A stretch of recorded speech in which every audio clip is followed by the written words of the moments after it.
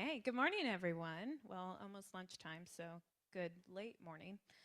My name's Katie Kelly, and I'm the director of the Small Business Development Center here at Missouri Southern State University. For those of you that don't know where that is in this building, we are located on the bottom floor.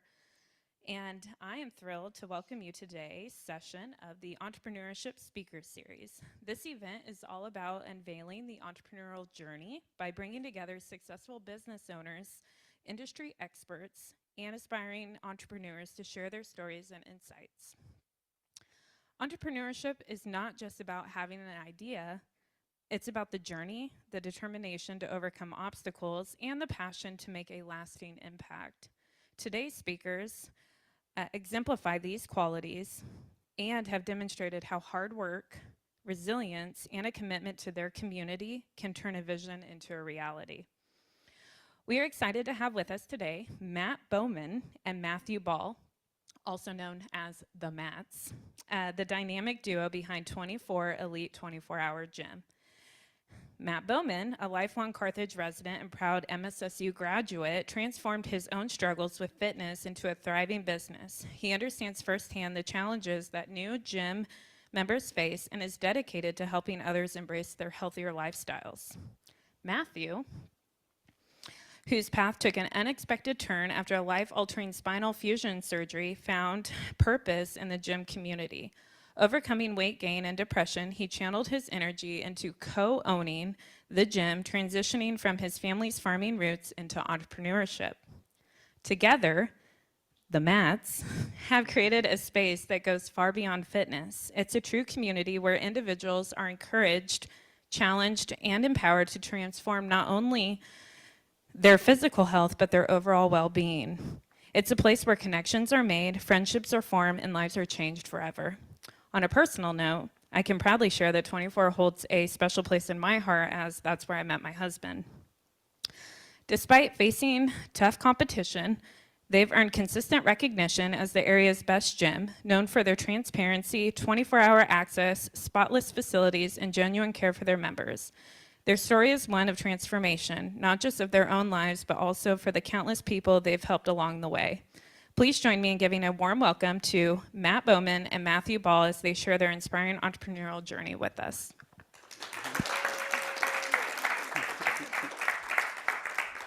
All right. Thanks, everyone. Thank you, Katie, for all the nice words. We've been friends with Katie for a long time. She means a lot to us. Just forewarning you, we're not great public speakers. That's not what we do. You didn't come to hear us just public speak, but like we're going to tell you our story. We're going to kind of go back and forth on it and explain how the last 13 years have happened. But this has also been a really nice time for me and Matt to sit down because we have been so busy over the years to kind of revisit our story.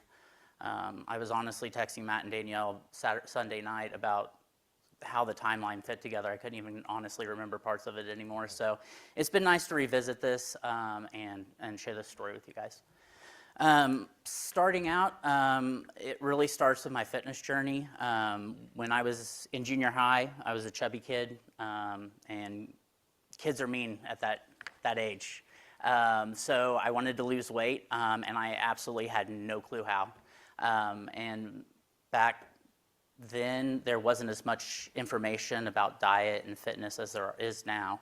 The internet was just kind of becoming a thing at that point. We're pretty old, so. Yeah. It kind of started with a new pair of running shoes. My mom and dad got me a new pair of running shoes that I loved, and I was like, I'm going to try to start running, and that's what I did. I started with a mile a day, and I worked up from there, and I became very determined with it. I was very consistent, and so I kind of figured out like at least a means of exercise to lose weight, but the diet part was really where I struggled. I came up with a really terrible diet, and I don't even want to tell you what it was because it's that bad. But I struggled with it for years. It was so hard to maintain. I just felt super unhappy. I never felt well because I was always not eating enough calories. I was malnourished. It just seemed like a losing battle all the time, and I was very frustrated with it. And that's at the point I was kind of getting to a breaking point. And I found lifting weights, and that kind of just changed the game for me. I was now not really concerned with just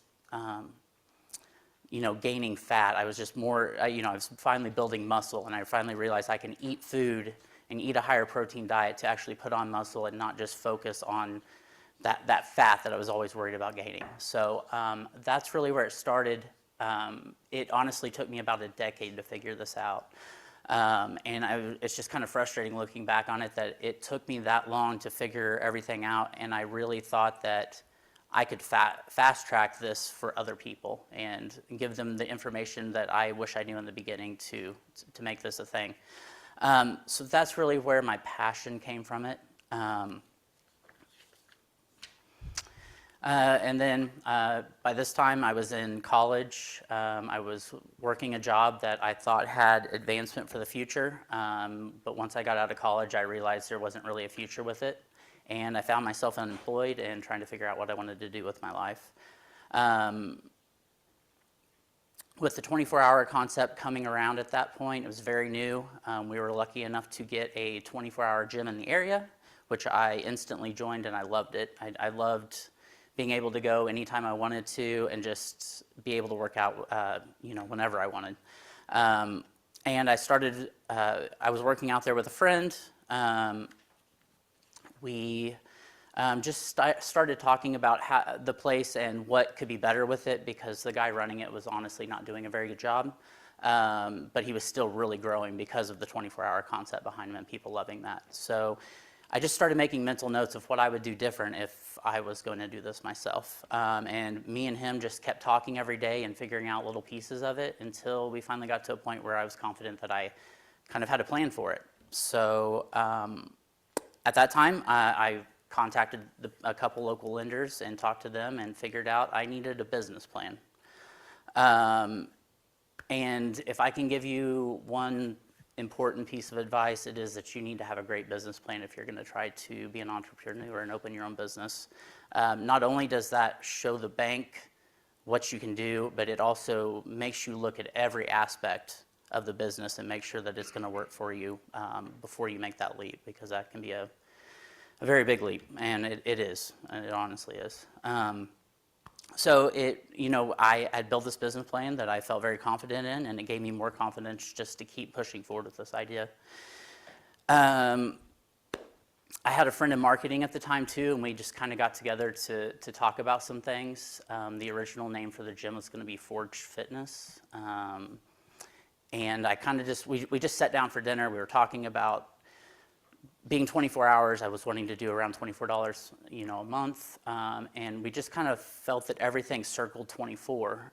So we decided to change the name to 24, and it just kind of made everything make sense. Like, it was a very quick way for people to understand that we were 24 hours, $24, and it just worked.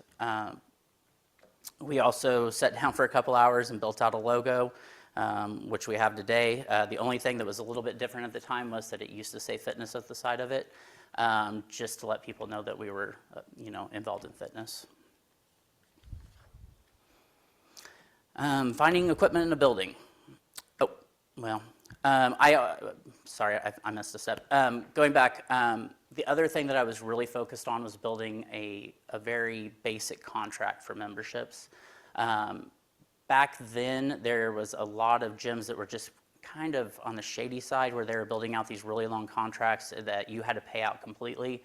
And it just gave a lot of people a bad taste in their mouth about gyms. So, and I was opening in the town I lived in. I didn't want to give myself a bad name. I didn't want people to think, oh, there's that shady guy that builds bad contracts and screws you over. And I wanted people to be able to quit or cancel if they had to because something happened, and not feel like I burned a bridge with them. So we made a very cheap cancellation policy to where people could come back over and over, because I knew in a small town like we were in that we were going to need repeat business. So then finding building and equipment. The building part was easy. There was pretty much a perfect building sitting in the center of town that wasn't being used, that I bought for fairly cheap. It was a 5-unit little strip mall that we tore out all the walls in and made one big unit, which was about 3,200 square feet, was the size of the first gym. Equipment was a little harder.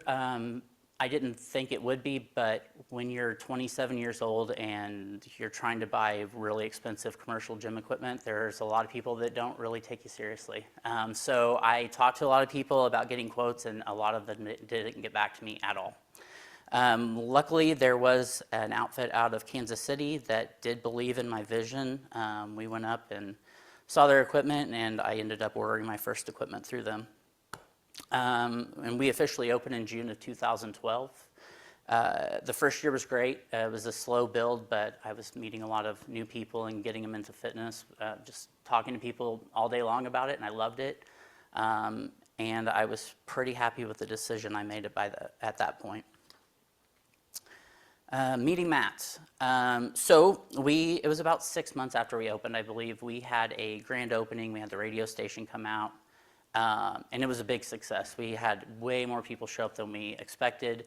The place, like I said, it was only 3,200 square feet, so it was packed. I mean, no one could work out in there except for Matt. He was on the elliptical by himself. I was just like, who's this crazy dude in here still trying to work out when there's like 1,000 people in here? But in the next few weeks, I found out who Matt was. We started talking about his back injury. He had put on a bunch of weight at that time, so we just started talking. We became friends. I invited him to start working out with us, and then it just kind of rolled on from there. He wasn't able to work at the time as well because he was still trying to get over his back injury.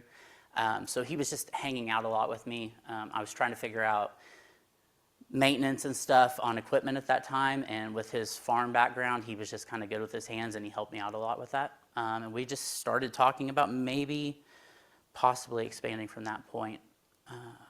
And early on, I just want to make this statement now, we realized that we were onto something. We were growing so fast that we decided super early that we just had a growth mindset, that we were just going to keep reinvesting all of our money back into the business for quite a long time, just so we could keep opening and keep expanding. It was really the only way that we were possibly able to do that, just with how expensive things are. And this is a good place for me to introduce Matt and for him to start out with the next part of the story. Hey guys, I'm Matt Ball. I kind of wanted to start out with a little bit of my backstory, my history. Grew up Carthage, Missouri, pretty much my whole life. Went to school there. I did happen to have the opportunity to take a couple years, and for my junior and senior year in homeschool, I was at the time really looking and grinding to go into the farming. That was what I was putting all my eggs in at the time, and so if I could homeschool, I could farm at the same time. So I ended up graduating a year early from Lighthouse Christian Academy, and then was able to dive straight into the farming operation and had my own little cattle farm. That's what my dad did.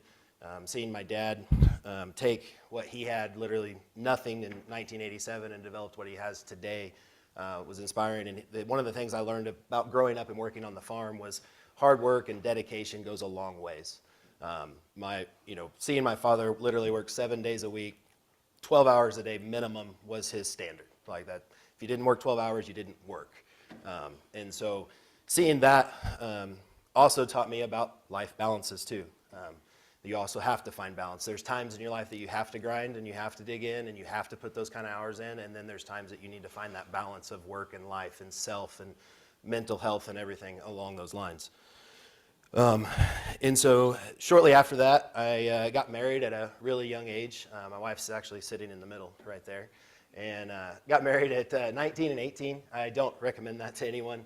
It's been a long road of growth together. You don't really know who you are as a human being or a person yet, and until you're in your mid to late 20s, really, you're still growing as a human being. But we had the privilege of growing together and sticking it out and making that work. And so then getting married, getting your own place, becoming quote unquote a man in society, I started thinking I knew how to farm better than my father, who had farmed for his entire life, and wanted to do things my way. So it was causing somewhat of a hardship of butting heads, and our relationship was going down the toilet a little bit, so I opted to take a step back and I went to work off of the farm. And I started working down in Springdale, Arkansas, and I was just a quality assurance technician at a poultry plant down there, and that job ended up leading into a lot bigger role and moving me out to moving us out to Wilson, North Carolina, to run a sanitation side for Smithfield Packing at one of their plants. And so that, being able to have those opportunities and taking that step also prepared me for a lot more of this journey as well. Sometimes in life you don't understand some of the things that get thrown at you, and then later on you're able to sit back and reflect. And like Matt was saying, us sitting down and looking at all this stuff, it really puts our bigger picture back together and understand some of the things that happened earlier in life led to all of this. And so in doing that, I was promised a job if I was able to take on a plant and fix it, that I would be moved into their largest plant, which come with a double the salary I was making at the time. And long story short, I didn't get that in writing. I didn't get that in a contract. I had a verbal agreement with them, and then the president of the company ended up hiring his nephew at 22 years old to go run that large plant with no experience. Left a bad taste in my mouth. So, just one thing to think about is contracts. When you are talking in the business professional world, contracts are key. Make sure you get what's in writing, what you need. And I was young and didn't have any of that knowledge. And grew up on the farm with my dad. And if you say something, that's what means. That's the same as a contract to us. So didn't make that work. Ended up moving back home. We had my son while we lived in North Carolina, Douglas. Ended up moving back home, 17 and a half hours away from home. We had no other family around us out there.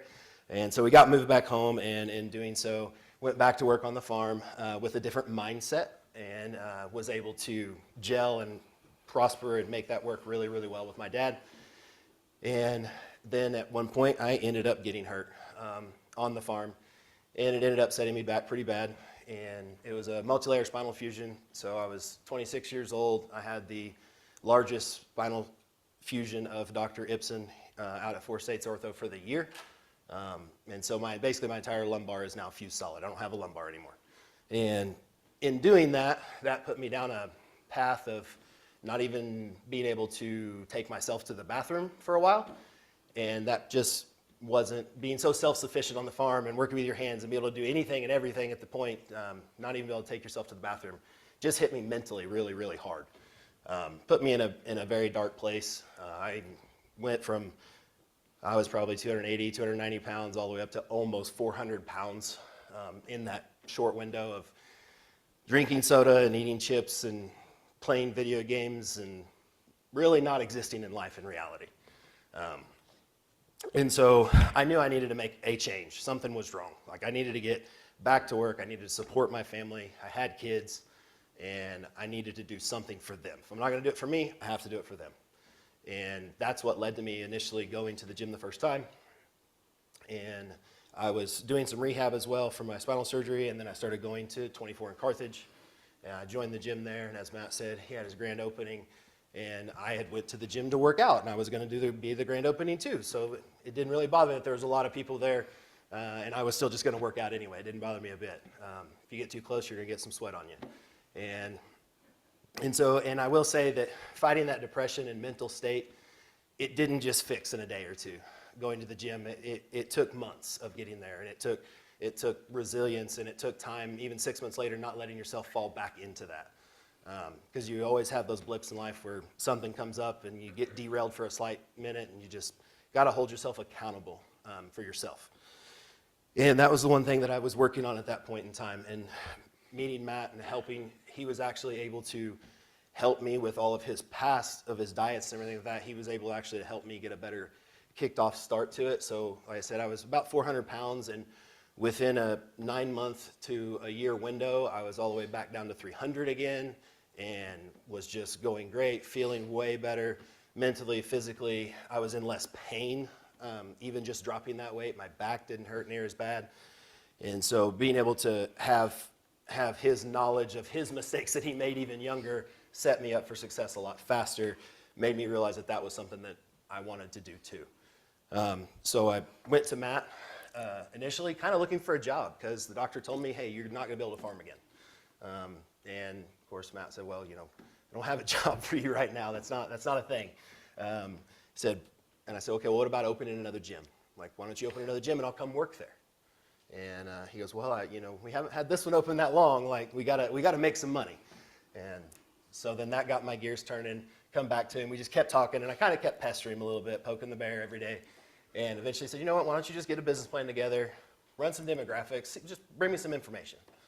And so I did. I brought him all the information that I had. I ran the demographics of Joplin, the city, the town, how many people are in it Monday through Friday, how many people are in it before 5 a.m., after 5 p.m., and street counts, traffic counts, and went back and set it all out to him. And he said, okay, wow, okay, this could make sense. Let's explore this. Let's see what we can make happen. And so we were able to go to the bank, and we were able to work with the bank again to help us on this, our second location.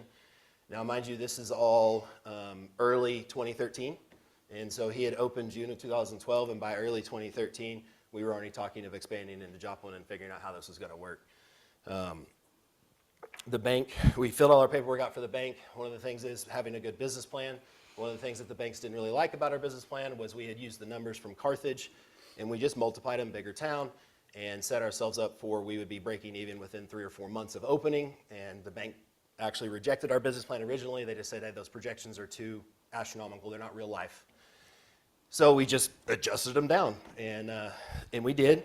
And we happened to find a place there on 7th Street. It was an old Aldi's. Keller Williams Realty was next door to it, so that's what we call our OG Joplin gym.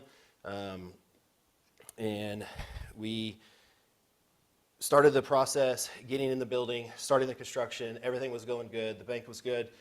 And once we went to the city to get our first initial construction permit, it was going to the city was like fighting tooth and nail. We went there. They said, hey, you need this and this. We went back to the city with what they asked for. They then turned around and said, well, now you need this and this. We went back, and after about the 5th time of doing that, we now are paying rent on a property that we're not even able to do construction with at the time because we didn't have our permit to do this construction. So we met with the city manager, and all things worked out. We were able to get construction, able to get the place up and going. Right before, it was like a month and a half, 2 months before we were set to open the doors of that 7th Street location, Matt calls, and he's received a certified letter at the Carthage gym. And he said, hey, we need to talk. We need to get over here. And one of the national chains had sent us a certified letter from their lawyers in Dubai to let us know that we were infringing. They were basically a cease and desist letter. They wanted us to close our doors. So the national chain was upset that our logo resembled. They were upset that we used the word fitness. And our lawyer told us, hey guys, you're going to have to play nice. They make more money in a day than you make in a year. They'll just drag it out in court and bankrupt you if we can't figure out how to make this work. So we went back to the drawing board. We're people of principle. We didn't understand the big issue of the whole entire thing, but we did understand that they did not like the fact that we used the word fitness. And as Matt mentioned earlier, that was our original logo. It was a big 24 with fitness up the side of it. And so we come to terms on if we just removed fitness completely, that they were okay with everything. And so it was nice. We hadn't already paid for our signage yet for 7th Street. So we were able to do that, get all the other marketing material switched over, and then also had them sign saying that they would never come after us again for anything in the future related to this. And so just know that sometimes in life you get thrown those curveballs. And us getting a letter from lawyers in Dubai shocked us to Carthage kids a little bit. We were extremely worried as soon as we got that, and then come to find out that things work their ways out. And when you talk and actually go through the situation with them, not just you're wrong and I'm wrong, it works out in the end. And so we were able to get all that done, squared away. And so October of 2013, we got the doors open to 7th Street. And it was great. The place was just boom. It blew up. We were the lowest cost model in Joplin at the time at $24 a month, and it boomed. And by March of the next year, we didn't even want to be there after 6 o'clock at night because there were so many people in the gym. It was awkward. So it's a great problem to have. But then you have people being like, man, I have to wait 20 minutes on a piece of equipment. I have this. Like, we don't like hearing that because we're in customer service. We're trying to improve these things. We're trying to fix those situations. So again, we were like, okay, well, how do we fix this? Do we make a bigger location, another location? So we opted for a third location. So we found a building down on Main Street, and the landlord wasn't super key on renting to us because we were a pretty new business still. Even though we had 2 locations, we were young, and I think he kind of just thought we were maybe getting the cart ahead of the horse a little bit and getting too big and too fast.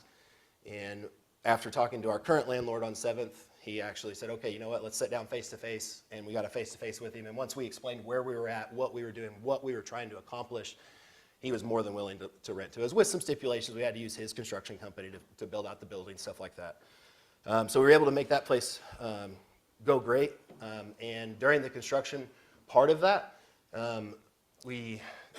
Matt was going through some personal issues. And so in that, he ended up getting a divorce. And so when you're going through situations like that, you're worried, you're focused on yourself, your mental, keeping yourself on track, and going through those hardships of a big life change. What we didn't know is doing that, the banks can yank your loans. It's a big life change. So we had a loan set up out there, and in doing so, we got a phone call from the bank letting us know that we had 90 days to rectify this situation. And so we basically had 90 days to come up with $300,000. So doing that, we, again, couldn't find a very great solution. We were trying to figure this out. In the end, that's actually how we got our 3rd business partner. We went to my father, asked him for a loan. He thought about it for a while. He realized what we were doing. He also believed in us and what we were doing. And so he didn't want to give us a loan. He wanted to invest. And so that's how we got our 3rd silent partner. He invested in us, and at the time, that's definitely not something we were wanting. We were kind of wanting it to just be our thing, but that actually helped us in the long run over the years, being able to do that situation. And so these hardships in life, again, I'm reiterating, you have these hardships that come up. There's always reasons behind them, even though you don't know what they are right now. And so that set us up for success. And moving on to the next couple of years, we had some competition come to town, and that's where Matt's going to take it back over. So, things were going great. We were super packed. We were just trying to always find financial ways to keep growing because we were just bursting at the seams everywhere, which is a great problem to have, but still there was just people upset with us because of just not having the room to work out. So we knew we were getting competition in Joplin, and unfortunately we're getting 2 new gyms at the same time. Right at the beginning of the year, we were getting a gym called Club Fit that was coming in to replace the powerhouse gym that we had here, and then we had a new gym called Cola Fitness come to town. They're both low-cost models, so they were both coming to town with offering a membership less than $10 a month. Which is crazy. It's kind of gimmicky, but so they were just coming in, and we knew we had to do something about it. So we kind of did something a little different, but it was more of a strategic plan on our end that we decided to expand Carthage because Carthage was busting at the seams at that point. Like I said, we were 3,200 square feet. We had over 900 members at that point. It was miserable to be in there. So we found a new building, and we just thought that we knew Carthage still had room to grow and to expand the membership base, which creates more revenue. And we were just kind of diversifying our revenue where we knew we were going to take a hit in Joplin with this competition coming in, but if we were making more in Carthage, it could help offset that. So that was the plan. So we found a building in Carthage. It was a great building right in the center of town. It had been a building that had been used for a lot of places in the past. It had been a movie theater. It had been a church. It had been a racquetball club. And we kind of liked the building as well because it had a half basketball court and racquetball court in it, which at the time we thought we wanted to offer. So we ended up buying the building and building it out. We did go a little over budget with it because it is an old building, and that just tends to happen. There's always going to be surprises that come up with an old building. So we did go over budget a little bit on that. And at that time, I guess that was the end of 2015. We opened at the end of the year 2015, and then Cola and Club Fit came in at the beginning of 2016. And I won't lie, they hit us hard. They hit us really hard. Cola was right across the road from our 7th Street gym. They were twice our size and way cheaper. We were losing a lot of members. And at that point, me and Matt and Danielle was working for us at the time. We just kind of sat down to brainstorm on what we wanted to do. Like, were we wanting to lower our pricing to try to fight these people or compete with these people, or what did we want to do? And so we looked into that, and we realized that we offer a premium product. Those gyms don't offer the selection and the amount of weights that we do. They don't offer, our staff is like us. We hire people that love fitness and are passionate about fitness as much as us. They don't offer a staff like that cares. There was just a lot of things that we had that were premiums. The other big thing that we do is we get new equipment for our gyms every year, and we keep things super maintained. You're not going to find ripped up pads and machines that are out of order for a long time with us. And we knew that if we dropped our prices, we wouldn't be able to keep that caliber of that we wanted to keep in our gyms. So we honestly let those two fight it out. The next strategic move we did make, though, is as soon as they started hitting us, we realized that we needed to do something else, and we decided to open a location in Webb City. Webb didn't really have a lot of good options at that time. There was one small gym there, and we thought that we could come in and offer them a better selection than they were used to, and it would also kind of stop those people that were forced to come to Joplin to work out. So we were trying to block that flow to our competition in Joplin for those people that didn't have enough options in Webb that decided to go to Joplin. So that was kind of the plan with that. The only thing that we really did kind of mess up on, which wasn't a horrible mistake, but since we were kind of forced to start this at the beginning of the year, that's when we usually open gyms, because you want to hit the rush at the beginning of the year. It just makes the most sense. So we opened mid-year, so Webb was a slow grower. That first year we were a little nervous about it just because it did take some while to build up a membership base there, but it all worked out in the end, and Webb is still a very successful club for us. Also that year, we made another mistake. Since we did 2 gyms back to back, I mean, it was as soon as we finished Carthage, we were already working on Webb City. We didn't really realize what that was doing to us with our taxes.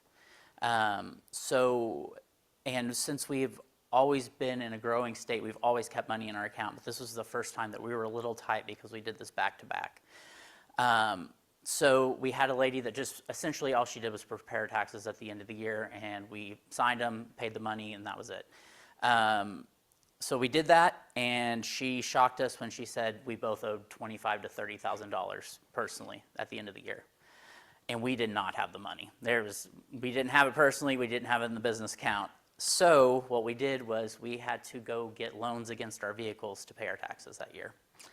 It was just part of it, and it was, I mean, at least we had an option to do it. We did. We survived. So that's my next big statement with this, is to find a great accountant right from the beginning. Find someone that is going to help you plan your taxes out for the year.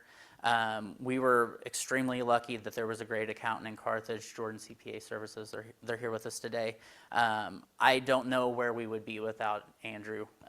He has brought so much confidence to us with just being able to dissect our numbers for us and really explain to where we're at. And if we're, we were always just before making our decisions on if our bank account was growing.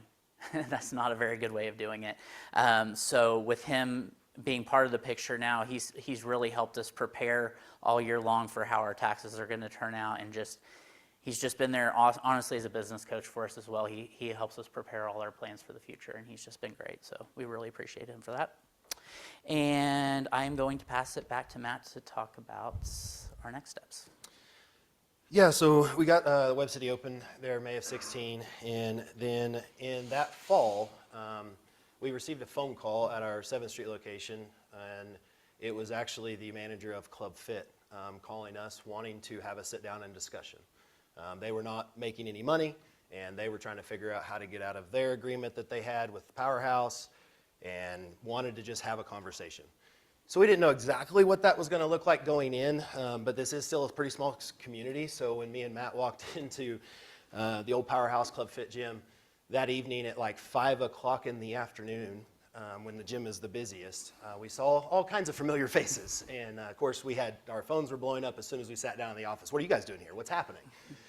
And so we just tried to stay focused. And so Tracy, which was the manager of Club Fit, and Tatum, who was one of the previous owners of Powerhouse, was in there. And they basically just said, hey, we just want to sell it. Like, we're done. We just want to sell. We want you guys to buy it. And here's the price. And so it was a very high number. And we just looked at each other and said, okay, well, we got to think about that then. But then for us to make the decision, we're going to need, we need your monthly revenue. We need your monthly expenses. We need to know any outstanding debts you have.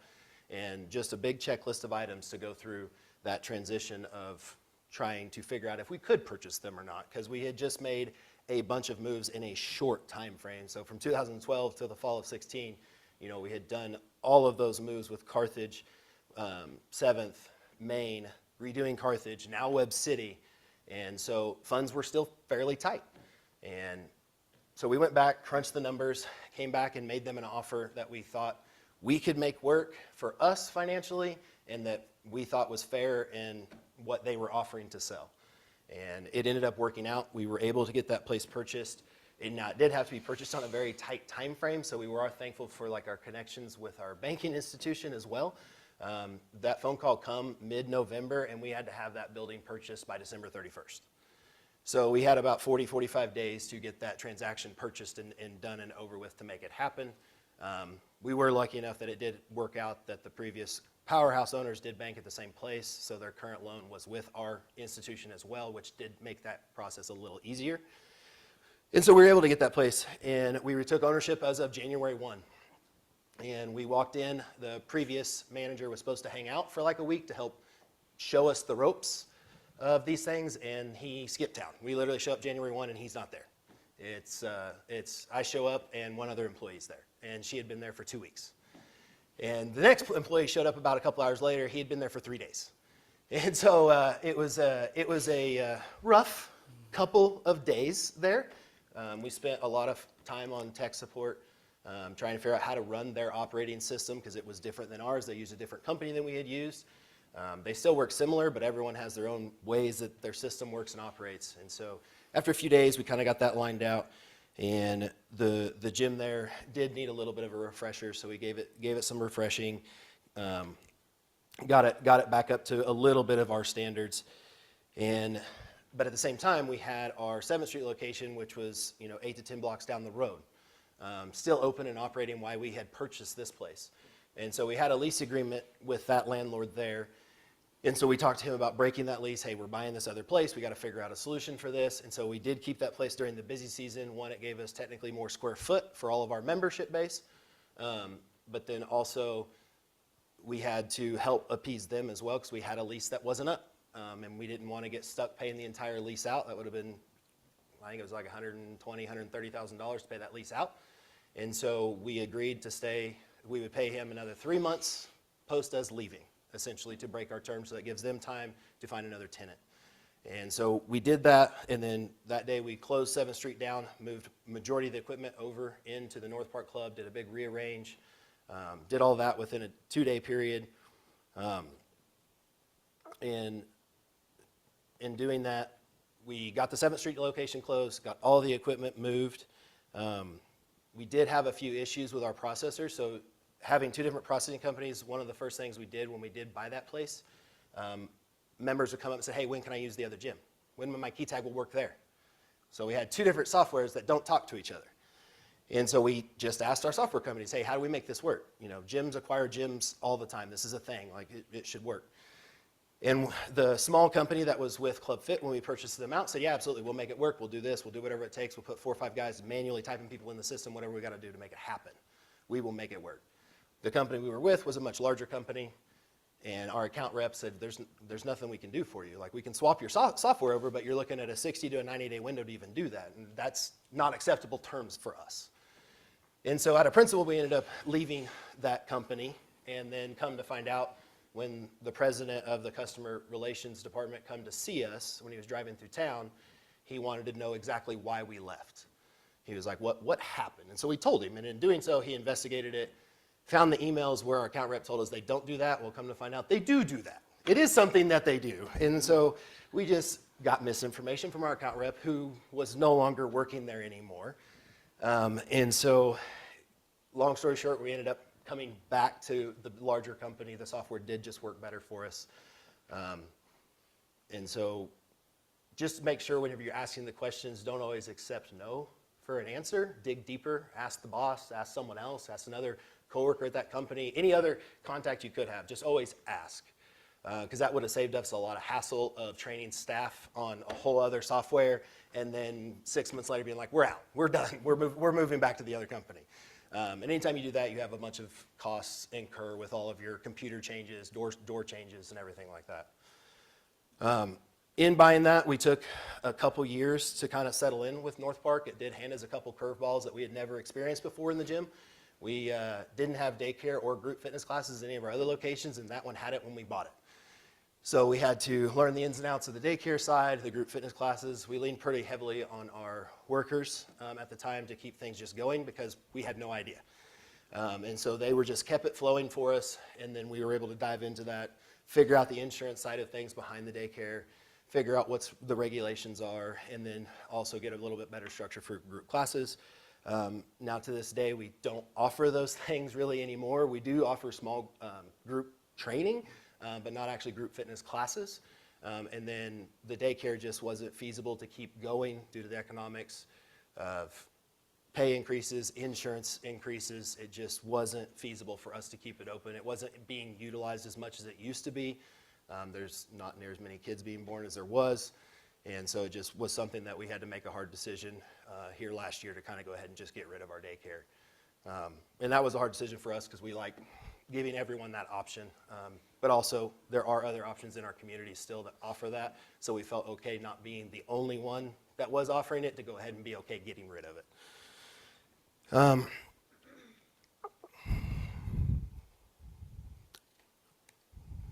Sorry about that. Yeah. And so we did take a step back to reevaluate a lot of different things with our business at that point. And in doing so, when we did buy that, we had a few things in there that kind of come to light. At the time, we were using a third-party training company, and the Club Fit, that when we purchased them out, had a third-party training company as well that was paying them quite a bit more money than we were making. But we did partner with a local training company. We did like that, which led us to sitting down to try and figure out, hey, how can we make this work for everyone? Inevitably, it didn't work. We couldn't make it work, that's business. It's how it works. So we parted ways mutually. In doing so, some of their trainers and clients liked the atmosphere of training in a gym versus a private studio style training. But some of the members and the trainers liked the private studio style. So we kind of just parted ways. A handful of the trainers come with us to stay in training in our facilities, and the rest of them went back. That did lead to the trainers getting lawyer letters saying that they had signed a non-compete, which they're not legal in Missouri anymore, but at the time non-competes were still a thing. But they cannot tell you that you can't do the profession you're doing. If they would have went and opened their own personal training studio, that's when a non-compete can come into play in that type of situation, but they're just doing their job, their profession of what they're doing, just in a different place. Also in that same time frame, we did spruce up the North Park gym, all new flooring, paint, lighting, redid the bathrooms, added more equipment, and just kind of gave it a big spruce up to get it to our level of standard of what we like to operate with. Because when we first bought it, it wasn't there, but we didn't have a lot of money to make it get where we needed it to get. And so in that couple year time frame, we did do that. And then one of the big lessons that I've learned in business was we had a gym member come to us, or come to me, myself actually, and wanted to have a conversation about how are you doing it? How are you being so successful? He did own a car lot on a big intersection in Joplin, and it was not very successful, mostly because his space was so much cost to just be there, just to occupy the space because of where it was located. And so I was genuinely thinking we were having a conversation of just two business owners discussing how we do it, what he's doing, how I could help him. And we're me and Matt are both just very open and honest and willing to share all the time. And so in doing so, before our conversation was done, he asked where our next plan was, and we had already talked about it and been hit up a million gazillion times about going to Neosho. There was kind of a joke at the gym for a while of, oh, we got a Facebook message. I bet it's us wanting to go to Neosho. And so I told him that was our next plan. And within 3 months, he had closed his car lot and announced he was opening a gym in Neosho. And so sometimes in life, you got to keep your cards a little bit closer to the chest and not share everything. If I wouldn't have shared a location, maybe he wouldn't have went there, and we could have went there anyway. But it didn't make sense to go and just immediately battle with someone else that just opened. And if they can do a good job at it and do it right, we're okay with it. We like going to places that don't have a good option for anyone. And if someone else can go do it, we're more than thankful that they can do it too. But in that, make sure you keep some of the stuff just a little closer to you. But since we lost Neosho, we had to start looking for other places, and that's where Matt's going to take it back over. Yeah, so we were looking for another option. We had a friend who was also one of our equipment reps. He was honestly the guy that sold me my first equipment, so we'd been friends for quite a while. He took us out to lunch and just hit us up about coming to Monette. He'd lived there his whole life, was telling us how great the people are there. There's a lot of industry there. It's just a great small town, and we instantly jumped on it. We started looking around the town and realized that we liked it as well. So we found a building. It was in a great location. It was right behind all the fast food restaurants, so all the people were going to have to go through the lines and feel bad about themselves, and they could see the gym and come over and get signed up. We thought it was great. So we bought that building. And this was also the first time that we were landlords, because this building also had a couple of extra units connected to it, which we weren't super crazy about, but it's actually worked out really well for us. And of course, their payments each month go to our loan payment, which is nice. So we were working on this at the end of 2019. We opened up in the beginning of 2020, and we were killing it. That first month was awesome. We were really close to our break-even point by the end of the month, and then we got notice that COVID was here. We were open exactly a month before we were forced to shut down, and it was just a time of real uncertainty.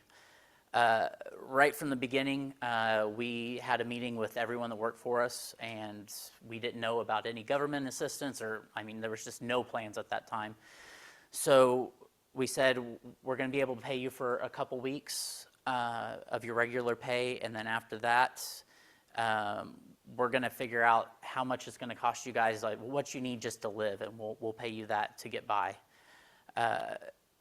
And at this point, we were also talking about billing, because there was gyms in town that were talking about keeping their billing on and gyms that weren't.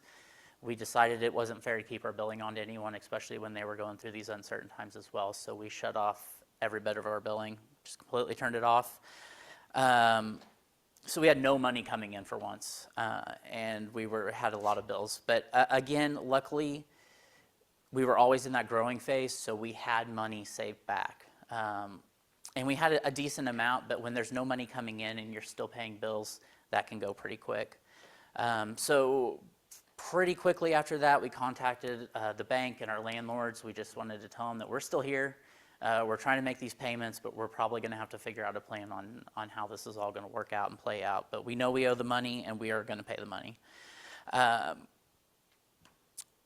So we were able to take advantage of the government assistance. We were able to get the PPP loan, and we also accepted, there was an actual loan that you could get with like a lower interest rate. We accepted that money, and we just saved it in our back pocket. Fortunately, we didn't actually have to use that money. Everything worked out, so we ended up just paying back the loan, never using it. There was also some money from the county that they had gotten from the federal government to help cover some utilities and stuff while we were closed. We applied for that, and we were able to get that as well. So at the end of the year, we were just kind of made whole from the last year. We didn't grow any, but we were just whole, and we were super happy about that and super thankful that that's how it all ended up working out for us. And that's kind of where I'm going to let Matt go back into the next part. Yeah, so like during COVID, that gave us time to sit down and reflect because, we couldn't actually operate. And like Matt said, we were fortunate enough to have all those things at our disposal to help carry us through.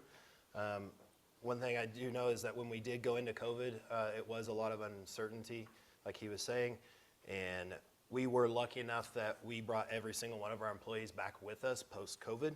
We didn't lose a single one. And that was one of the things that we were super excited about, being able to bring all of our entire original crew back, and that they stuck with it through it with us as well. And so doing that, we had to figure out a way to work on our processes. That whole time, we had kind of, put our heads down and just grinded, and it was a lot of moves fast that we'd done over the years, and it was just heavily reliant on us and then the crew to make sure the gyms could operate. And that's just never a great, successful way to have a business long term. A lot of high-end CEOs and presidents of companies can't even travel with each other because they're afraid they might get in a car wreck or a plane crash and they're going to lose both of their high executives. And so us, nowhere near that caliber, but still at the same point, it was our minds that were running this business, making every decision without any processes in place, just what we said with our gut. So that's where we took a step back, realized we needed to make some changes. Probably the biggest change we could have made was we took one of our employees that was working Main Street, who she's sitting dead center in the middle, Danielle. We brought her over and started dumping pretty much everything on her plate at the time. Again, we were trying to figure this out and set processes up and figure out what's good, what's going to work, what's not going to work, how to make this work together. And so she's done an amazing job filling out that role and helping us get an employee handbook actually written and published out for them, getting more of our HR stuff set up better and with more structure other than just me being like, all right, come in here, let's fill this paperwork out. Like, we actually have a way to do it now. And so and the fact that she's been able to put up with us, she doesn't answer to one, she answers to two of us, and we're two totally different people, different demeanors, different mentalities, same drive, same focus, but two different structures. So it's props to her for putting up with us for this long. And we do appreciate everything that she's done for us and helping keep us on track. And so it's always good to realize where you've skipped over some things and take a step back. Our accountant helped us with some of those eyesights of, hey, you guys can't just keep grinding and doing all the time. There are bigger picture things you need to work on, and to do so, you have to have someone else that knows what you're doing and the vision what you're doing that can help fulfill it for you. And that's what Danielle's done for us. And so we sat back for a few years, got our money saved up, and then we were ready to make a change again. Now, of course, COVID did change our plans. We wanted to have a little bit bigger nest egg again to realize, this stuff can happen, and we need to have more than just a month or two of cash in our bank accounts. So then I was actually driving to a show choir competition for my children up in Nevada, Missouri, and I just drove by this big brick building. I took a picture of it, and it was blurry. I couldn't even see the number because I'm not good at taking pictures anyway. My wife can tell you. And so drove back by it, got the actual picture, showed it to Matt. We ended up going up and taking a look at it. They really wanted us to lease this property, not buy it.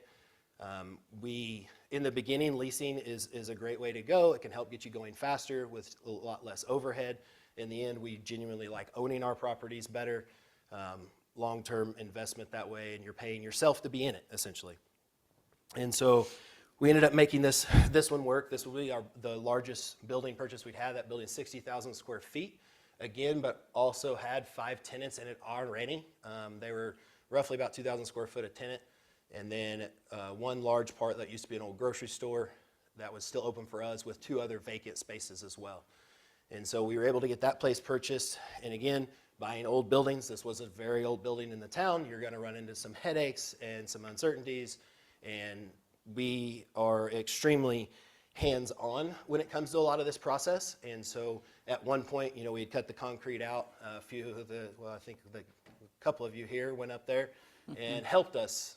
At one point, Matt was in a trench that was about 20 inches wide and about 5 foot deep, digging out. I got out of that. I don't fit in those areas.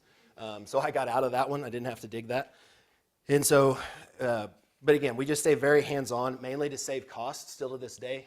Sometimes our accountant doesn't think we should do some of those things, but we like working and like being involved from the start to the finish of the project. So we're on site from the time that you cut the concrete to the time you set the computer system up. All part of the construction process. And even during the Nevada issue, our processing company, the one I talked about earlier, did a massive update and cost us between $50,000 and $70,000 within a 2 to 3 month window for their update. Was causing billing issues, zeroing out invoices, just all kinds of hectic stuff that they couldn't actually answer why was happening. That led us to start looking for another processing company. All while we were doing the construction up there, we were having meetings on our phones and Zoom while there's people running skidsters and stuff in the background. And they, due to the fact we were having issues, I really wanted to switch. We thought it would make a really good choice to find another company that could do what we needed to do. So in 10, we went and sourced out and found a company out there that's called Club Automation, and they were day and night above all the competition is what they basically told us. They did a big over-promise and under-deliver with their company. And again, we signed a contract that, we're stuck in for a little bit, which is okay. We are weathering that storm. We're working with them to help them make their software what it needs to be. Is the only way I can stay somewhat positive in those situations like that, is we're helping them make it to how it needs to be for us. And so just know that when you make those, this was a miscalculation. This has cost us money making that choice, making that switch. And just know that when you make those miscalculations, it's not failure till you stop. Like, you can always make more money, you can always adjust, you can always adapt, you can make changes. And so our changes, we're working with them to get it to do what we need it to do.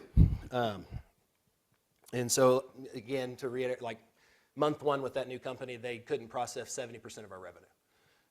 And we don't operate on that kind of profit margin, so when you don't make 70% of your revenue, you go backwards very, very fast. They did get that corrected within 3 months, to where if we wouldn't have had a pretty substantial cash background, it wouldn't have done well for us. And then on the processes, some of the stuff we worked on that we wanted to do is we wanted to actually train employee before we actually opened. And so we made that call, we pulled that trigger, brought a new employee down to train ahead of time down in Joplin, get under at least where they knew the software side of things, and then we can teach them that facility as we get up there and get going. And then that didn't work out, and we didn't take that as a failure. Not everyone fits in with you. If they don't fit in with your morals and your mentality and your atmosphere that you're carrying for your employees or your business, it's better that they don't stay anyway. Not everyone fits everywhere, and even if you're just looking for a job or you're trying to start one, not every employee is going to work well for you, and you're not always going to work well for a boss. You've got to find where you fit for what you're trying to do and what you need to do for yourself. But Nevada ended up opening March of this year, and it went great. It's been one of the fastest growing gyms we've put in so far. And we're just thankful to be in that community. We're thankful to be in all the communities we are in today. And like Matt mentioned, we buy one of the things we buy new equipment every single year to keep our facilities up. I did want to share, we didn't share a whole bunch of numbers. I did want to share just a few numbers before I hand it off back to Matt to close out here. And for instance, in a 1 year's time frame, we spend over $100,000 just on replacement pads for equipment. Our utility bills average $3,000 to $6,000 a month per location. And then insurance is $100,000 a year just to have insurance. And so the fitness industry is an expensive industry to be in, and can be scary at times, just like anything. And just know that sometimes you just got to keep the ball rolling to make progress. And so I'll let Matt take it over. Yeah, I've just got a few closing comments. The popularity of the gym has changed so dramatically since we've been in business. We used to have to really sit down with potential customers and tell them, explain the importance of health and fitness to them. But now people are coming in, they're excited, they understand it. And that's exciting to us that this fitness movement is really moving along, and I think it's only going to get bigger from this point on. My life has really just revolved around fitness from such an early age. It's taught me consistency and determination, which I've used all along in building this business, and those are just two values that are really important to me, and I think they should be important to anyone that's wanting to try to be an entrepreneur. And if I could give you one more piece of advice, everyone needs to be lifting weights. Your 80-year-old grandma needs to be lifting weights. It's something that's not talked about enough, but I promise you, you get into a routine with it, it will make your life better in every situation. I promise you that. And one more thing, I really knew I was in the right position when me and Matt could work weeks at a time, working 12 to 16-hour days, and it didn't faze us because we knew we were a part of something bigger that it was bigger than ourselves, and we just wanted to keep it moving. So we love it, and we appreciate you guys coming to listen to us talk. Yeah, so, thank you.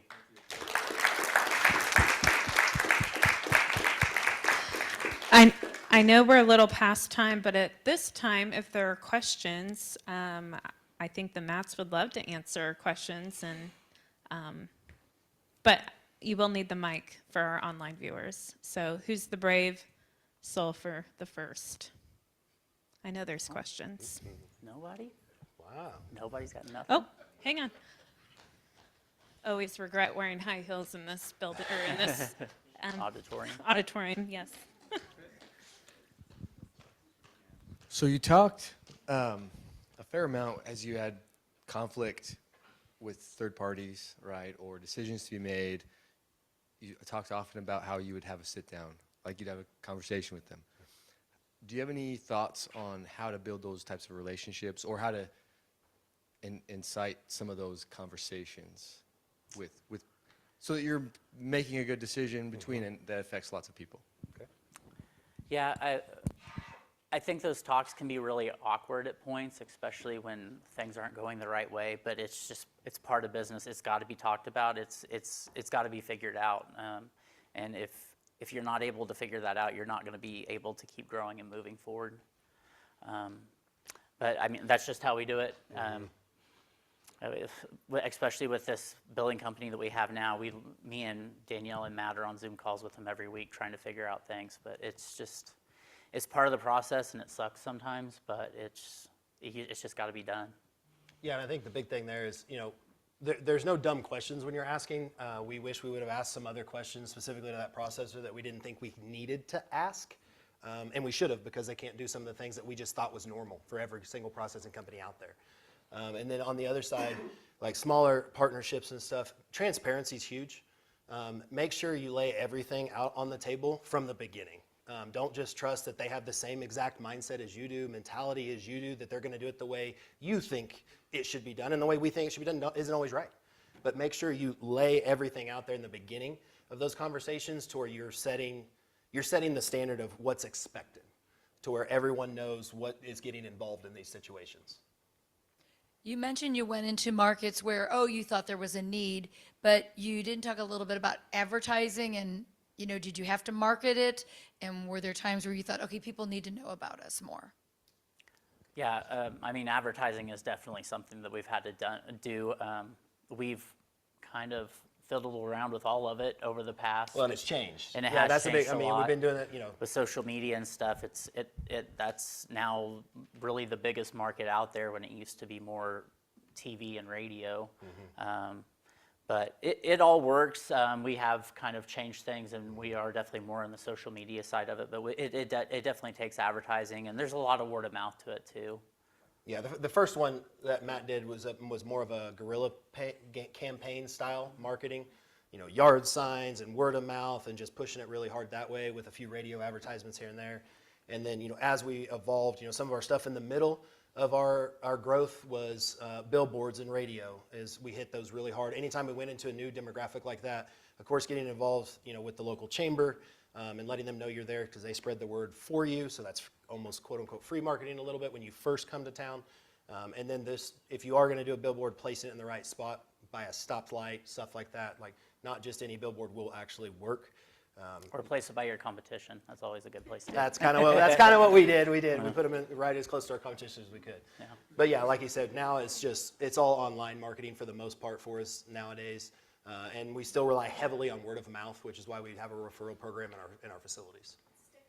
And our stickers, yeah. So I'm sure everyone has seen our stickers around town. They're on a lot of vehicles. That was something that we really hadn't planned to do, but it just worked out for us, and it's a lot of free advertising, so, and people like the stickers, so. So, what's some advice that you would give to somebody who's looking for a business partner? That's a good one. Dun, dun, dun. It's tough. It is tough. We like Matt said earlier, we do have very different, like, we're very different people. We still have the same mindset on growth and where we want the business to go. But yeah, we've definitely had some fights and Oh, yeah. stuff like that. But you know, like Matt said earlier, with just like having those conversations where it's full transparency, like you guys both know what's expected of both parties before you start anything, and even talking about, like, if you are talking about future plans and stuff like that, you just need to know up front, like, how transparent things are and the expectations of both parties. So. And you really want to try and find someone that has the expertise you don't. Yeah. So, you know, when we got together and started doing this, you know, Matt had way more of the business side of things, the way to handle things with the city and the paperwork and all that stuff. And I had the side of from farming. I mean, if something's broke, I can fix it. I can figure it out. And then that led into also with the construction side of the operations, like I just knew a little bit more about that stuff, so it just come easier to me, more natural to me. And so that's my opinion on when you're really trying to find a business partner. You need to find someone that has a like mindset of you, but has way different strengths than you have, so you can actually work each other together and build each other up. And if you both have like that, we both have the same hard passion for and love for what we do, and I think that's really what's carried us on over the years. Yeah. Oh boy. Myself, being able to work under you guys, seeing how a business kind of operates has been very interesting. But for others, like, what is something that you guys do as business owners to keep learning to grow your business, not just keep the ball rolling in your own business, like inside your business, like outside of learning from your CPAs and those kind of things? Like, how do you keep learning for your business? That's a good question. We do like to read a lot of self-help books and stuff as well, and we're always watching what our competition's doing and trying to understand that side of things.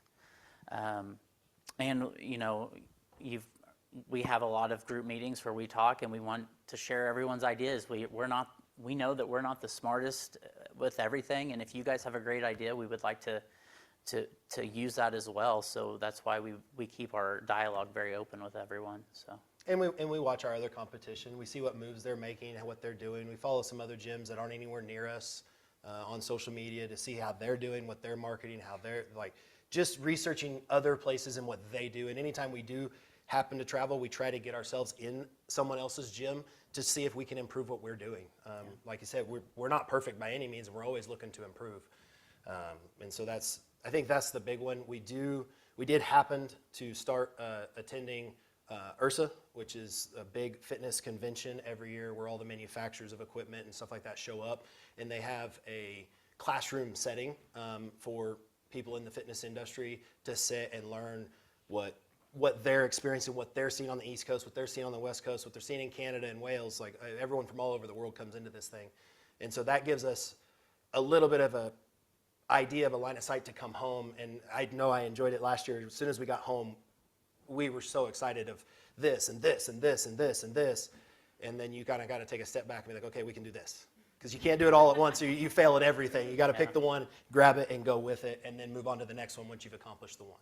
Yeah, it's always nice to hear people that are way ahead of you in the same business line talk and hear their values and their struggles and Where they came from. So it's been a huge benefit for us.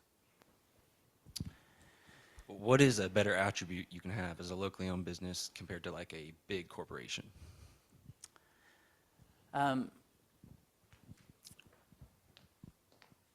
I think what's worked for us is just that we are local people. We've lived here our whole entire lives, and that when people get to know us, that they understand that we are here just to help them, and we want to benefit them and keep expanding on this fitness movement that's happening. So I think that's something that we bring in and you know, even with our staff, we hire you guys with the values that you guys are passionate about fitness as well. I mean, that's part of the interview process and the questions that we asked you on your application.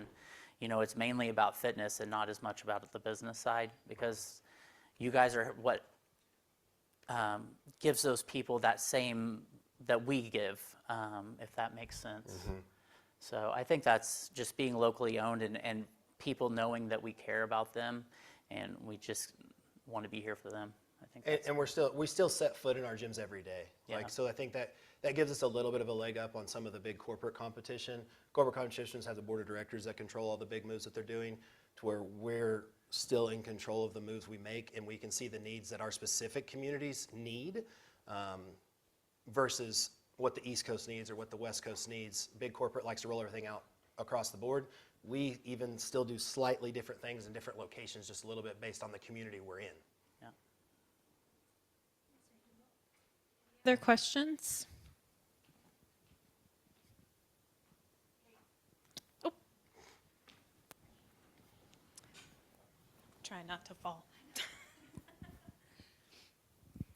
So you guys as a business and like partners went through some really rough things and like really hard curveballs. And I'm wondering what, like, and I know you both have personal connections that make you want to continue going. And I'm wondering what those are. Like, what helped you, your driving force, and what helped you persevere and feel like it was worth it and that you had to keep going? It seems like every time that we do get a little down or we're really deep into construction on something and we're just exhausted, it always ends up that there's a story that comes around from someone in the gym, finally figuring out that it's a lifestyle change and they've just realized that the whole process works, or they've lost 100 pounds and they're able to, do things with their kids again that they haven't been able to do in years. Like those stories like that are what really motivates me personally on just keeping going and keeping evolving with this thing. And just like I said earlier, it's bigger than just me and Matt. A lot of people need this and enjoy it and expect it, and we just want to keep it going. Yeah, and for myself, like same concept. We've had gym members get our logo tattooed on their body because they thought the gyms saved their life, quote unquote, and it's not us that did anything. We provided a space for them to do their thing. For me personally, I went through that depression and gaining a lot of weight and that spinal surgery. That could have been something that I could have just probably lived on unemployment for the rest of my life if I really wanted to. And it's just not what I wanted to do. And so being able to go to the gym and strengthen my personal self up enough that I'm not in the amount of pain I was then, lets me know that there's still help for others in that same type of situation. Back pain is one of the biggest issues in the nation. And so I have a little bit of the insight that hopefully I can help other people with those same type of issues be able to get through it and be able to be there for their family and everyone else to where they're not hurting as bad. Anybody else? No? Okay, well, I wholeheartedly want to thank the Matts for coming today and talking about their journey. Their gym has changed my life in more ways than I can count, and I have found a lot of lifetime friends there. So thank you guys for speaking today, and we will finish off the semester with our last speaker on November 22nd with Kelly Redden, aka Nana Claus. And you can learn more on our website at mssutraining.com. And again, thank you, and we appreciate you being so vulnerable with your journey. So, thank you. Thank you, guys.